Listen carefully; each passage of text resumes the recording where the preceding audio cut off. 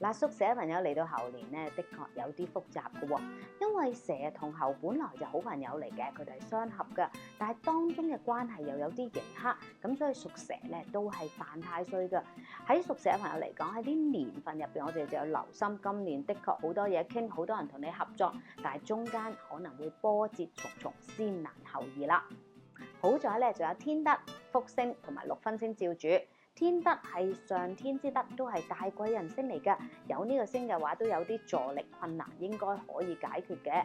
咁而至於六分星係咩呢？六分代表住朝廷嘅俸祿啊，有呢個星咧，都會有啲升職加人工。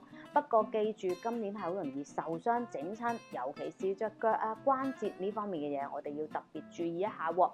因為今年嘅合咧係令到健康運差咗。其實我都幾建議屬蛇嘅朋友喺啲年份入邊咧沖喜一下㗎，譬如買樓啦、裝修啦、添丁啦，都的而且確係唔錯嘅選擇嚟㗎。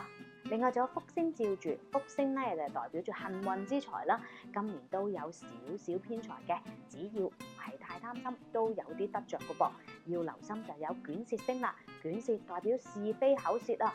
今年做少啲中間人嘅嘢，咁同埋唔關自己事嘅嘢咧，千祈唔好表達意見啦，因為人哋會埋怨你㗎。